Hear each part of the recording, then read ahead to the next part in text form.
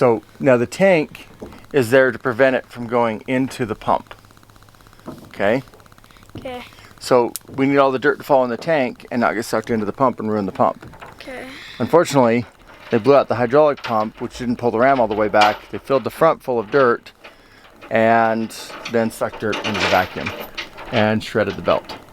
So what we're trying to do right now is get the tank off, get it cleaned. We're going to make modifications to this whole thing and either strip the whole thing down and sell the truck, or make modifications to it and make this a dump style tank, okay, with a different water tank up here with a pressure washer, and clean all this up and fix the vacuum.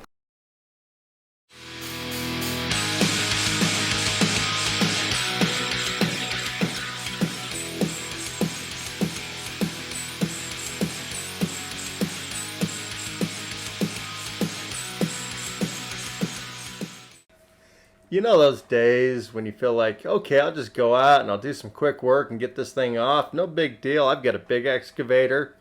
I'll just rip it off and no big deal. Well, yeah, it didn't go like that. And you're only seeing a tiny glimpse of all the work it took to get this thing off. I figured, okay, we'll cut the bolts. We'll hook it up. No big deal. Pull it off. Well, as you can see here, we're now down to 2 machines, and they're still struggling at doing it. I found out recently that excavator will lift over 13,000 pounds, and obviously the Gradall is a 6,000 pound lift. And yeah, we kind of ripped it off, had to drag it off. The people who had this thing before basically jammed up the hydraulics, broke the hydraulics and other stuff, and the front section of that thing is full of compacted soil, 6 feet of it. There's a lot of steel in it. It was a lot more weight than we expected because of those soils. We should have had dropping this thing on the camera.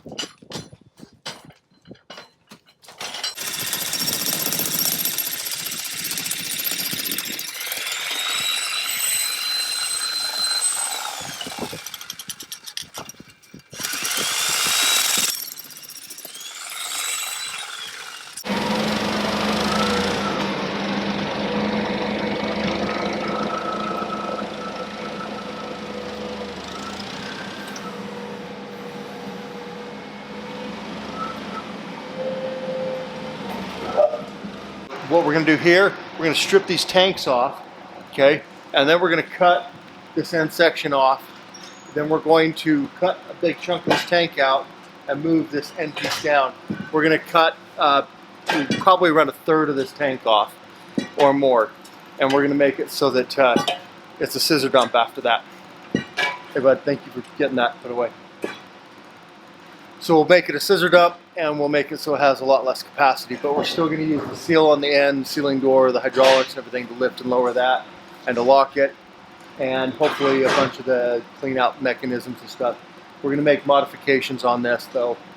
We just beat the living crap out of it trying to get that dirt out of it. First, what would you say, 6 feet?